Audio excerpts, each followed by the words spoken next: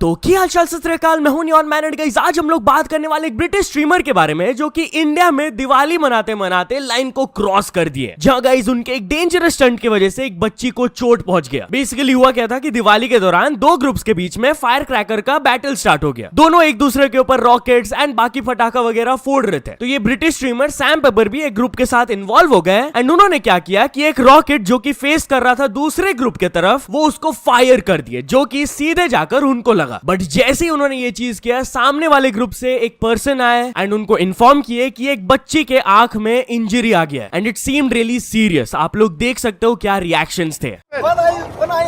No, it hasn't. No, how? I think they're pretending, but one eye has gone. You think they're pretending? Actually, one eye has gone. No. Seriously, I'm not joking. Okay, never mind. No, I But they were firing at us as well. I They're just shooting play out. with them. We're just playing. It was accident. Like I didn't Deepa? think we actually hit.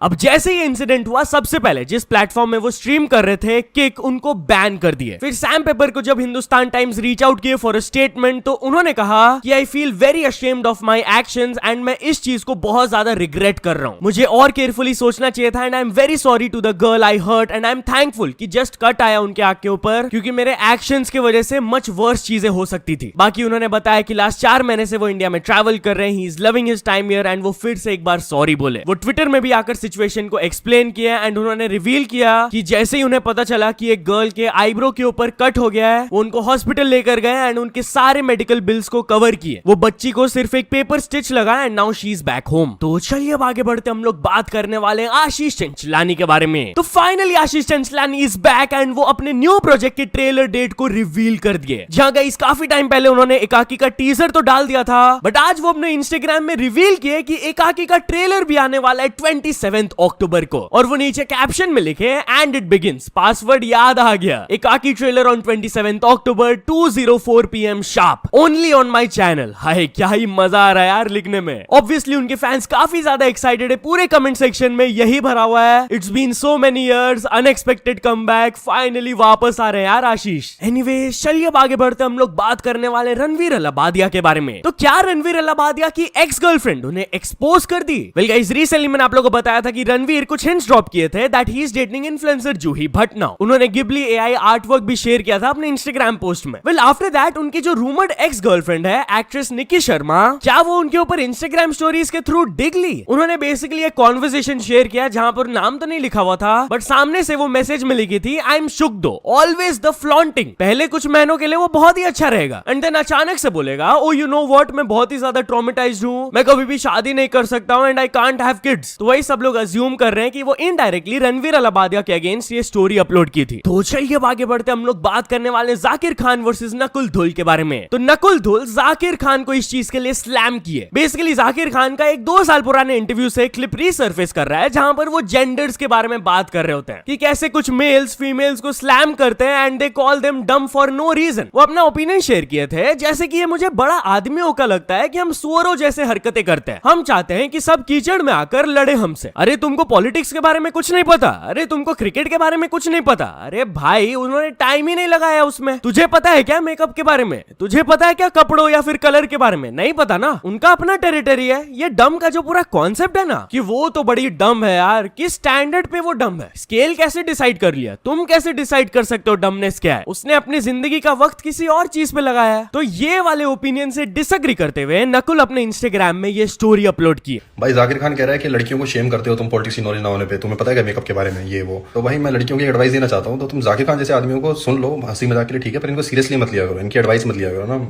इनको बोलनी पड़ती है ये सब चीजें, इनको बोलनी पड़ती है, इनकी मजबूरी है नो। एवरेज लुकिंग, छोटी हाइट, फिट भी नहीं है, तो ये लिए ये चीजें करनी पड़ती है तभी बुद्धि मिलती है, ठीक है। बट सच्चाई में तुम्हें बताऊं तो लड़कियों को शेम करा करो, लड़कियों को सबसे ज्यादा शेम करो। जिस लड़कियों को पॉलिटिक्स की नॉलेज ना हो उसको अंधा शेम करो, क्योंकि लड़कियों को सबसे ज्यादा जरूरत है पॉलिटिक्स की। सबसे ज्यादा ऑपरेशन समाज में लड़कियां सह रही हैं, उनको ही नहीं पता होगा कि किस पार्टी को, किस सही बंदे को वोट देना है जो उनको समाज में उठा सके। तो किसको जरूरत है? वरना तो तुम्हें कोई भी बता देगा, तुम उसको वोट दे दो और तुम फिर सारी जिंदगी उठ ही नहीं पाओगे, हमेशा ऑपरेशन में रहोगी।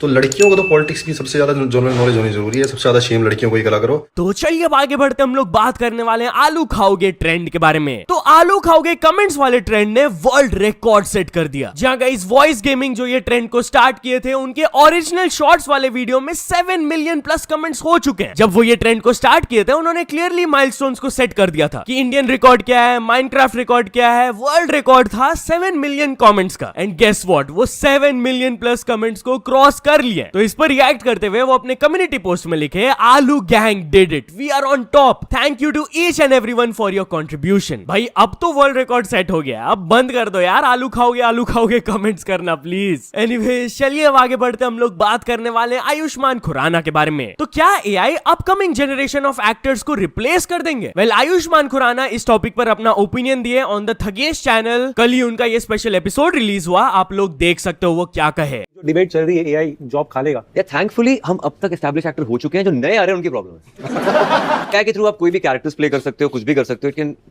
Do anything. आपको क्या लग रहा है 10 साल में कहां जा रहा है AI? It can not take over humans because I really feel जो स्टार्स होते हैं वो एआई से ऊपर होते हैं। लोग जो हैं उनकी पर्सनालिटी से प्यार करते हैं। जो उन्होंने फिल्मों में किया ठीक है, लेकिन उसके बाहर जो वो कर रहे हैं, किस तरह के उनका बर्ताव है और क्या टैलेंट्स हैं, the star is made because of that, not just because of talent. वाह। तो AI can not replace that. तो चलिए अब आगे बढ़ते हम लोग बात करने वाले एक बहुत ही वियर्ड प्रपोजल के बारे में। तो गाइस दिल्ली को वापस इंद्रप्रस्थ रीनेम करने का प्रपोजल आया and it's getting trolled. Basically Vishwa Hindu Parishad ने एक लेटर लिखा to the Delhi culture minister and उन्होंने ये रीनेमिंग वाले प्रपोजल को सामने रखते हुए रीजन लिखा कि अगर आप वापस इस सिटी का नाम इंद्रप्रस्थ कर देते हो तो हमारा कैपिटल सिटी वापस एसोसिएट हो जाएगा अपनी एंशिएंट हिस्ट्री एंड कल्चर के साथ। नाम खाली एक छोटा सा चेंज नहीं होता है, it's a mirror two nations consciousness. अगर हम दिल्ली की बात कर ले तो उसका हिस्ट्री खाली लास्ट 2000 इयर्स का है, बट अगर हम लोग इंद्रप्रस्थ की बात कर ले तो we connect with a glorious history of spanning 5000 years. अब सुनने में भले ये ठीक लगे, but is it really practical? लोगों के मन में ये सवाल आ रहा है कि क्या ये सब करने से जो एग्जिस्टिंग प्रॉब्लम्स है वो सॉल्व हो जाएंगी? कितना अननेसेसरी बजट यूज हो जाएगा इसमें इन changing the document name and everything. Instead of doing these things हम लोग को करंट प्रॉब्लम्स पर फोकस करना चाहिए। तो चलिए अब आगे बढ़ते हम लोग बात करने वाले एक एंटरप्रेन्योर वर्सेस ताज होटल के बारे में। So the founder of your story गई हुई थी ताज होटल डिनर करने एंड वहां के मैनेजर उनको एक चीज करने से मना कर दिया। पूरा कॉन्टेक्स्ट आपको वीडियो में समझ आ जाएगा, आप देख सकते हो। मुझे बहुत ही गुस्सा आया हुआ है क्योंकि अभी ताज होटल में है हाउस ओपनिंग, मेरी बहन आई हुई है आज और उसको लेकर आए हुए हैं यहाँ पर। बहुत मेहनत से पैसा कमाते हैं और उसको सोचे दिवाली में कुछ किए नहीं तो आते हैं और यहाँ पे डिनर करते हैं। और यहाँ पे ताज के मैनेजर ने आकर मुझे बोला कि एक गेस्ट को प्रॉब्लम है मुझसे, क्योंकि मैं ऐसे बैठी हुई हूँ, देखिए इस तरह से बैठी हुई हूँ और ये फाइन डाइनिंग है और यहाँ पे बहुत रिच लोग आते हैं, तो आपको एक तरीके से बैठना चाहिए। और कोल्हापुरी चप्पल पहनती हूँ और पहनती हूँ खुद अपने मेहनत से खरीद के और अपना ये करके यहाँ पे आई हूँ, मगर ऐसे आके कहना कि आप पैर नीचे करके बैठिए ये तो गलत है और किसी को ऑब्जेक्शन है और प्रॉब्लम है। This shows that we are still reeking of this richness and this culture and this class. Why? I work hard and that's why I'm here and I'm paying for this myself. So what is the issue? और यहाँ किसी को क्या problem कर दी? सही ढंग से सलवार कुर्ता आराम ढंग से रहती हूँ, आराम ढंग से ये करती हूँ। I'm so disappointed with Taj for questioning me on this. अब कुछ लोग उनके सपोर्ट में आए, बट मैक्सिमम लोग मैनेजर को ही सही बोल रहे हैं कि हर जगह आपको basic manners and etiquettes follow करना चाहिए। एंड कुछ लोगों को लगता है कि ये फालतू पीआर स्टंट था which has gone wrong for the company now. Anyways चलिए अब आगे बढ़ते हम लोग बात करने वाले कॉर्पोरेट एम्प्लॉय के शॉकिंग क्लेम के बारे में। तो गाइस एक 29-year-old एम्प्लॉय क्लेम किए कि उनकी जो फीमेल बॉस है वो उनको इनअप्रोप्रिएटली टच करती है। उन्होंने पूरा स्टोरी बताया कि गुड़गांव में वो काम कर रहे हैं लास्ट 6 मंथ से, it's a good reputed firm, but उनकी जो फीमेल बॉस है वो रिपीटेडली उनको अपने कैबिन में पर्सनली बुलाती है एंड फाइल रिव्यू करते करते वो इनअप्रोप्रिएटली टच करती है उन्हें। अब स्टार्टिंग में उनको लगा था कि गलती से हो गया होगा, बट ये बार बार होने लगा। वो रैंडमली मेरे प्राइवेट एरियाज को टच करने लगती है, शी क्रैक्स जोक्स एंड ये चीज मेरे को बहुत ही ज्यादा अजीब लगता है क्योंकि she is also married and she has kids. मैं अभी बहुत नया हूं यहाँ पर and I can't switch jobs. मैं अपने कलीग से भी बात किया था for internal department switch, but उससे बॉसेस के टारगेट में आ जाऊंगा मैं। मुझे समझ नहीं आ रहा है कि क्या कंप्लेन करना ज्यादा रिस्की रहेगा। I don't know what to do. Anyway चलिए आगे बढ़ते हम लोग बात करने वाले एक ड्रंक पैसेंजर के बारे में जो कि फ्लाइट के दौरान केओस क्रिएट कर दिया एंड फिर security had to get involved. जी हां, बेंगलुरु से दिल्ली जाने वाले फ्लाइट के बीच में ये चीज हुआ था, आप लोग देख सकते हो। अरे जबरदस्ती तो ना कर रखी है। अरे जबरदस्ती नहीं है, बीमारी है यार। से निवेदन है अपने स्थान पर बैठ जाए। धन्यवाद। तू ले नाउ आकाशा एयर की तरफ से ऑफिशियल स्टेटमेंट आया, उन्होंने कमेंट में बताया कि हमारे क्रू ने रिक्वायर्ड सेफ्टी प्रोटोकॉल्स को फॉलो किया अच्छे से एंड हमारा जो zero tolerance policy against unruly passenger behaviour उसका बहुत ही अच्छा एग्जांपल सेट किया गया। एनीवेज चलिए अब आगे बढ़ते हम लोग बात करने वाले मुंबई पुलिस के बारे में। तो मुंबई पुलिस दिवाली के दिन 800 स्टोलन फोन्स को रिटर्न किया टू देयर ओनर्स। जहां उन्होंने एक स्पेशल सेरेमनी ऑर्गेनाइज किया था calling it a special Diwali return gift. वो 800 से भी ज्यादा मोबाइल फोन्स को रिकवर किया एंड उनके राइटफुल ओनर्स को वापस दिए। ऑब्वियसली सब लोग इससे बहुत खुश हुए। तो चलिए अब आगे बढ़ते हम लोग बात करने वाले मराठी लैंग्वेज कंट्रोवर्सी के बारे में। तो गाइस एक बार फिर से एक हिंदी स्पीकिंग पर्सन को स्लैम किया गया for not speaking Marathi in Maharashtra. Specially ये वाला क्लिप वायरल जा रहा है क्योंकि ये जो आदमी है he was dressed as Chhatrapati Shivaji Maharaj and वो सिक्योरिटी गार्ड को बोल रहे थे महाराष्ट्र में इतने टाइम से हो क्यों नहीं आता है तुम्हें मराठी। आप ये वीडियो देख लो। मैं तेरे को मान दिया ना हिंदी में बात करके, तो मेरे को तो सम्मान देना चाहिए ना महाराष्ट्र में मराठी बोल के। कितने साल हो गए तेरे को जॉब करके यहाँ पे? मराठी का नाही येत तुला? कधी शिकणार मराठी? हा नाव दाखव जरा।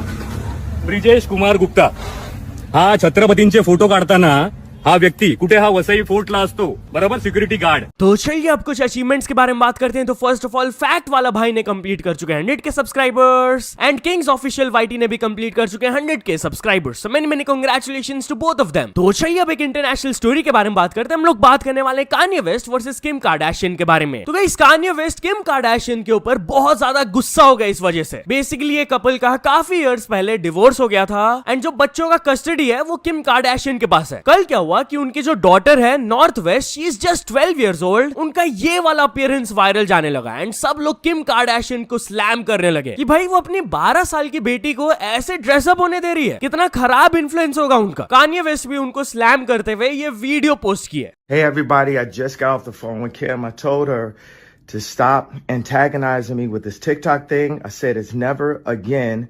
I am her father. I know y'all don't respect fathers and the idea of family and media tries to promote something. I said I am not allowing my daughter to be used by TikTok, to be used by Disney.